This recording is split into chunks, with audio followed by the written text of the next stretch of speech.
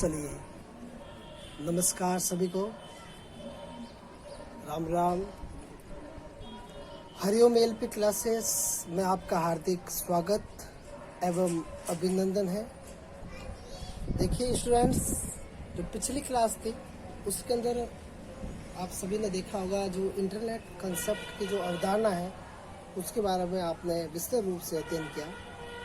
लेकिन अब आज हम जिस टॉपिक के बारे में अध्ययन कर रहे हैं वो सभी विद्यार्थियों के दैनिक जीवन से जुड़ा हुआ टॉपिक है। और ये टॉपिक कोई बिल्कुल छोटा नहीं है। अगर एक समझा जाए तो बिल्कुल इसे पढ़ने की आवश्यकता है, और एक दूसरे रूप में अगर देखा जाए तो इसको समझने के बाद में बहुत सारे इसके काम हैं, बहुत सारे इसके यूजेस हैं। इसको आप अपने जीवन के अंदर उतार सकते हैं, इससे आप अपना व्यवसाय प्रारंभ कर सकते हैं। तो आइए देखते हैं इस टॉपिक के बारे में।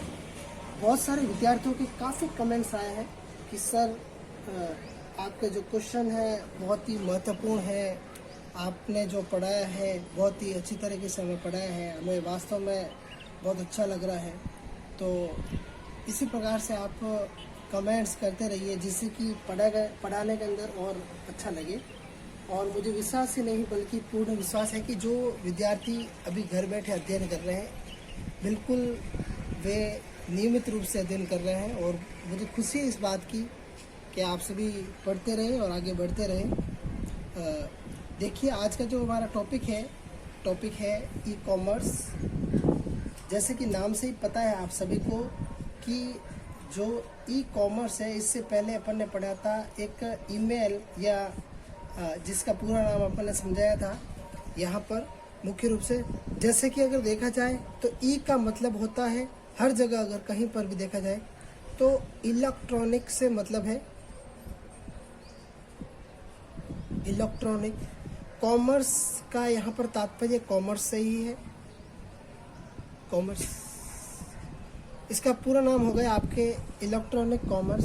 पहले अगर इसके परिचय की बिल्कुल बात की जाए तो हम सभी के सामने आती है कि क्या है इसका अर्थ, क्या है इसकी परिभाषा,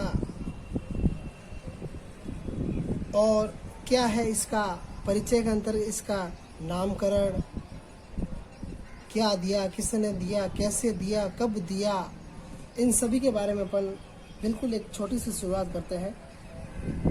कि अगर एक बेसिक रूप से अगर बातचीत की जाए, आप सभी को पता है तो सबसे महत्वपूर्ण बिंदु आता है आज के ज़माने में ऑनलाइन शॉपिंग करना, ऑनलाइन किसी भी चीज़ का जो व्यापार करना, वो इसके अंतर्गत आता है। ये तो हो गई अपने बिल्कुल बेसिक बात। किताबी भाषा कहीं कोई दूसरी बड़ी बड़ी किताबों के अंदर देखा जाए तो इसके परिचय के अंतर्गत सबसे इम्पोर्टेंट और एक लाइन के अंतर्गत इसका उत्तर है कि जब व्यापार इंटरनेट के माध्यम से किया जाता है तो वो जो है इलेक्ट्रॉनिक कॉमर्स के अंतर्गत आता है, और इसे ही अपन ई कॉमर्स या इलेक्ट्रॉनिक कॉमर्स कहते हैं।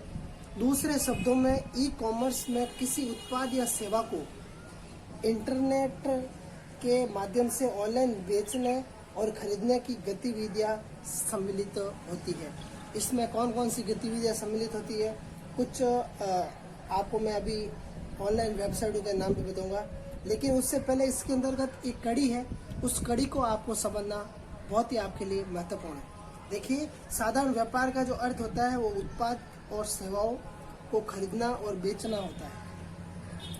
मुख्य रूप से अगर बातचीत की जाए इसके अंतर्गत तो साधारण शब्दों के अंतर्गत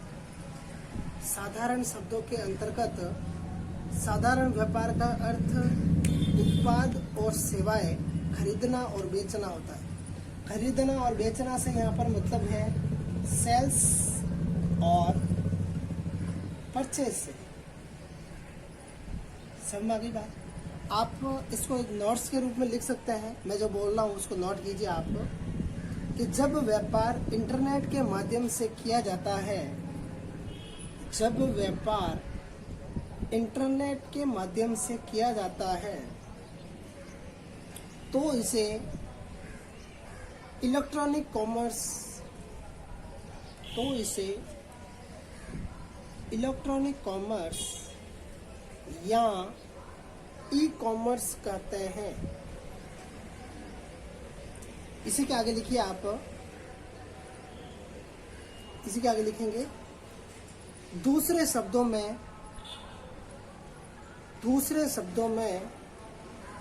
ई कॉमर्स में,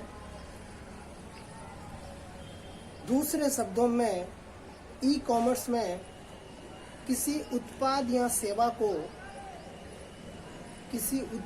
सेवा को इंटरनेट के माध्यम से ऑनलाइन बेचने और खरीदने की गतिविधि सम्मिलित होती है। लिखिए, सभी लिखेंगे, बेचन में सम्मिलित होती है, लिख लिया। अब आगे लिखेंगे, नेक्स्ट एक छोटी सी लाइन है,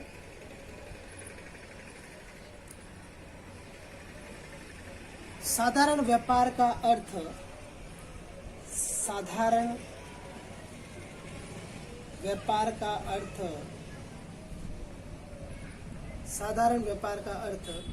उत्पाद, जिसको अपन कहते हैं प्रोडक्ट, उत्पाद और सेवाएं खरीदना और बेचना होता है।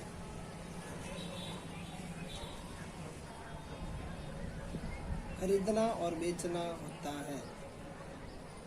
मेरे हिसाब से ये परिभाषा सभी को समझ में आ गई होगी। व्यापार के वैसे तो अनेक रूप होते हैं, आप सभी को पता है, लेकिन व्यापार में तीन जो है लोगों की मुख्य रूप से भूमिका रहती है। लिखेंगे आगे इसी लाइन में आगे, व्यापार में तीन प्रकार के लोगों की मुख्य भूमिका होती है। पहला है आपका उत्पाद,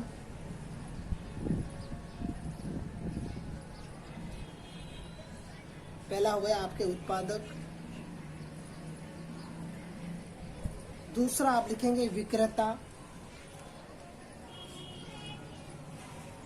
तीसरा लिखेंगे आप क्रेता। देखिए, यहाँ पर अगर किसी बात में की जाए तो उत्पादक का यहाँ तात्पर्य है जो माल को उत्पादन करता है, प्रोडक्शन करता है, वो होलसेलर को बेचता है, सेल्समैन को, और वो सेल्समैन जो है क्रेता को देता है। इन सभी के मध्य जो है एक मुख्य रूप से कड़ी होती है, और वो एक दूसरे को माल बेचना और उनको जो सेवाओं के अंतर्गत कार्य में लेना, वो इसी के अंतर्गत आता है। और आप सभी ने देखा ई कॉमर्स। अब इसकी कुछ जो इम्पोर्टेंट वेबसाइट है जिसके माध्यम से हम सभी इसको दैनिक जीवन के अंतर्गत यूज में लेते हैं, तो देखिए हम उसके बारे में विशेष रूप से चर्चा करते हैं, बिल्कुल एक बेसिक रूप से कहते हैं, चर्चा करते हैं। तो देखिए कौन कौन सी वो वेबसाइट है जिसके माध्यम से अपन इन सामान को लाते हैं, ले जाते हैं, और आगे अपन ये भी चर्चा करेंगे जिसके माध्यम से सामान को जो है बिना देखे अपन को खरीदना पड़ता है। कभी कभी आपने देखा होगा, तो उसी के सब इसी के पार्ट है, तो मैं आपको आगे बताऊंगा। तो इसकी कुछ वेबसाइट है ई कॉमर्स की। सबसे पहले लिखेंगे आप फ्लिपकार्ट की, www सभी के अंदर लगाना है आपको, www। इसके अंतर्गत सबसे पहले आपके आती है फ्लिपकार्ट की।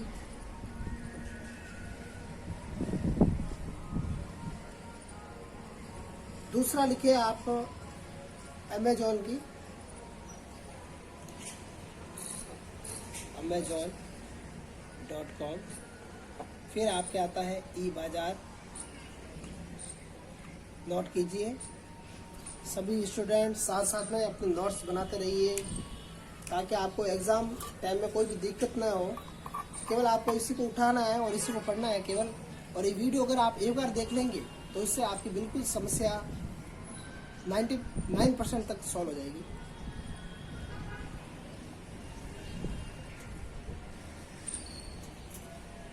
बिल्कुल बिल्कुल बिल्कुल। इस समय हमारे साथ जुड़ चुके हैं अजमेर से श्वेता। आपका कमेंट आ रहा है, बहुत बढ़िया सर, आप डेली क्लास ले रहे हैं, बहुत बढ़िया बहुत बढ़िया बहुत बढ़िया।